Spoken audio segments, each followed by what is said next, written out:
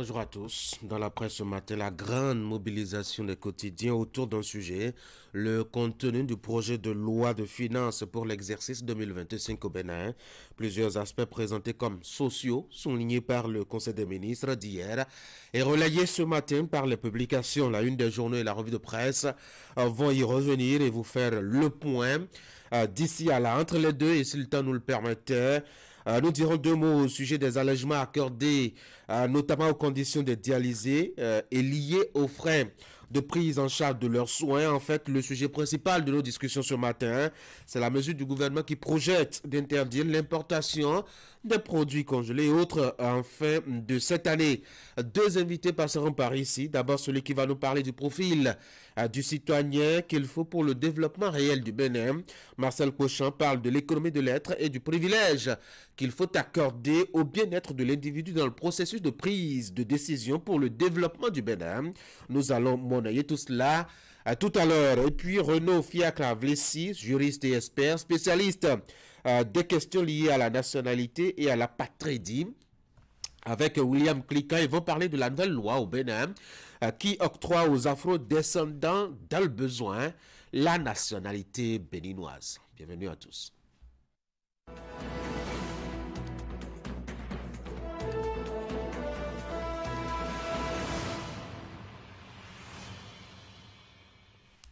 Voici Fraternité pour commencer. Prévision budgétaire transmise à l'Assemblée nationale.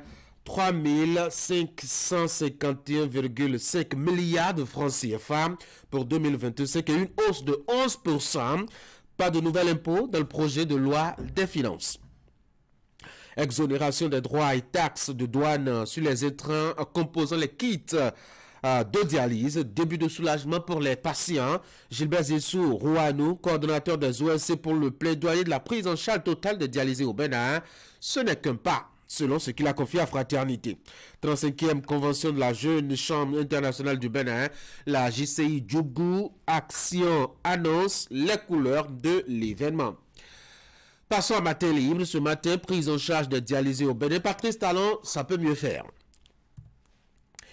Palmarès, prévision budgétaire 2025, le gouvernement transmet pour un vote un projet de loi de finances de plus de 3 000 milliards de francs CFA. Deuxième session ordinaire 2024 à la Haute Autorité de l'Audiovisuel et de la Communication, ouverture officielle des travaux ce jour même, selon Palmarès. Le quotidien Le Meilleur. Renforcement de coopération décentralisée entre le Bénin et le Maroc. Louis Katroko reçoit son Excellence Rachidi Gibi, ambassadeur du Royaume du Maroc près le Bénin et le Togo. Décryptage info Bénin, loi de finances 2025, un budget de 3 551 milliards de francs CFA axé sur la croissance inclusive et durable. Dynamisme info, inscription au budget 2025 des dépenses liées aux élections générales. 2026 rassurerait davantage avec la relecture du code électoral. Nous sommes avec Le Figaro National, Conseil des ministres, vers un budget 2025 ambitieux et inclusif. Le bi-hebdomadaire, Kini Kini, budget général de l'État, exercice 2025. Les dépenses à sensibilité sociale correspondent à 41,5% des prévisions. Détail dans les pages du quotidien. Santé, des mesures pour soulager les dialysés. C'est la titraille de la boussole ce matin. L'événement du jour, le projet de loi de finances 2025 au Bénin, le gouvernement fait la part belle au social, selon donc l'événement du jour. Le matin, après un incident avec la police républicaine, l'artiste, chanteur, compositeur Benadé Noubozoukou, arrêté et incarcéré. Babadaro à l'épreuve de la réalité de la loi.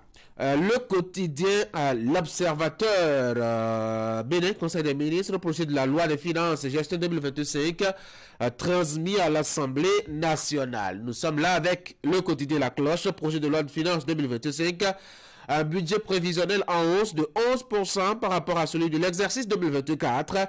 Aucun nouvel impôt n'a été créé dans le projet qui a été envoyé à l'Assemblée nationale hier. Le matinal, exonération de kits, des kits de dialyse, de droits et taxes de douane à la page 2.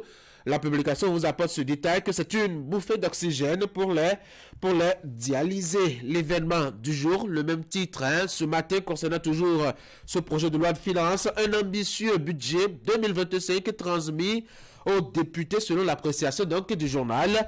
L'événement précis, voici Fraternité pour la deuxième lecture, prévision budgétaire transmise à l'Assemblée nationale, 3551,5 milliards de francs CFA pour 2025 et une hausse de 11%, pas de nouvel impôt dans le projet de loi de finances selon la précision du journal qui paraît à Ménotin. Exonération des droits et taxes de douane sur les intrants composant un kit de dialyse, début de soulagement pour les patients. Le quotidien est allé interroger Gilbert Zissou-Rouanou, lui qui est coordonnateur des organisations de la société civile pour le plaidoyer de la prise en charge totale des dialysés au Bénin. Il a confié au quotidien qui lui a donné la parole que ce n'est là qu'un pas. Et puis, 35e convention de la Jeune Chambre internationale Bénin, la JCI Djougou Action annonce les couleurs de l'événement. Vous avez les précisions dans les colonnes du journal, notamment en sa page 6. Voilà donc ce qu'on peut retenir des quotidiens parvenus ce matin à l'accueil au secrétariat donc du Canal 3 Bénin. Dans Fraternité, vous avez à la page 2 par exemple le compte rendu intégral du Conseil des ministres d'hier. Beaucoup de décisions liées notamment par exemple à cette annonce de l'envoi de ce projet de budget général de l'État pour l'exercice 2025 avec les détails, les avantages que cela présente. Le Conseil des ministres en donne quelques précisions. Vous avez aussi quelques détails liés justement à cette exonération donc liée aux taxes et aux frais de douane concernant les kits entrants dans le cas des soins à accorder aux personnes devant subir la dialyse. Eh ben, pourquoi est-ce que cela a été pris comme décision hier? Eh ben, vous avez les détails dans les colonnes du journal, notamment sa page 2 et précisément dans le compte rendu du Conseil des ministres tenu donc ce mercredi 18 septembre 2024. Et justement parlant de cette actualité-là liée donc à la santé de ceux qui souffrent donc de manque d'épuration lié au dysfonctionnement de leur système sanitaire. C'est un début de soulagement pour les patients en tout cas. C'est ce que pensent les acteurs interrogés à ce propos. C'est déjà un pas, c'est vrai. Bonne nouvelle donc pour les dialysés. L'expédient qui pourrait les arracher à la mort fatale est annoncé en Conseil des ministres. Il s'agit bien sûr de ce projet de décret portant exonération des droits et taxes de douane sur les intrants composant les kits de dialyse. Le journal fait son analyse et vous le propose. Et vous la propose, pardon. Donc, dans ces colonnes ce matin, à la page 3, vous avez une idée précise de ce à quoi va ressembler le budget général de l'État pour l'exercice 2025, ce qui a été envoyé à l'Assemblée nationale hier par le gouvernement. Les chiffres ont été relayés constamment et instamment et avec insistance, avec force détail par les quotidiens ce matin et détail pour détail par rapport justement au budget de 2024 en cours d'exercice et d'exécution. On a une hausse de 11% selon les confidences donc de Fraternité qui nous rassure. En tout cas, nous citoyens, il n'y a pas de nouvel impôt dans le projet de loi de finances qui a été déposé sur la table des députés. Toujours cette actualité liée justement à la condition des personnes devant subir les opérations de dialyse. Cela n'est qu'un pas qui vient d'être fait. Et ça, c'est Gilbert Rouanou, Zissou, qui l'a confié notamment au quotidien qui paraît à Ménotin. Toujours dans la colonne de Fraternité, à la page 5, vous avez par exemple ce détail qui est assez intéressant, lié justement aux conditions de vie dans les prisons au Bénin. Le Bénin compte 11 établissements pénitentiaires avec 19 563 détenus, près de 20 000 prisonniers sur le sol béninois. Alors, dans quelles conditions justement ces détenus vivent? Adrien Tchomakou a interrogé François Humpé, qui est le directeur général de l'agence pénitentiaire du Bénin, qui a confié quelques éléments donc aux journalistes. Et puis ceux qui aiment la nature et protègent l'environnement, sachez que 18% des forêts tropicales de montagne africaines ont disparu, et ceci seulement entre 2003 et 2022. Urgence donc de mener des actions pour renverser la tendance. J'espère que la journée du 1er juillet consacrée donc à la célébration de l'arbre, notamment au Bénin, pourrait s'étendre d'autres pays sur le continent pour reprendre le poids de la bête face à cette difficulté qui menace l'espèce animale et végétale sur le continent africain. Achetez Fraternité. Beaucoup d'autres choses pourraient vous intéresser dans le quotidien. Le meilleur d'ailleurs à Cotonou pour vous informer et vous donner des informations de qualité. On va passer au deuxième acte d'Actu Matin. Ce matin, le bulletin d'information. La présentatrice Ingrid Day. Ingrid, bonjour. Bonjour Tanguy et bien bonjour à tous.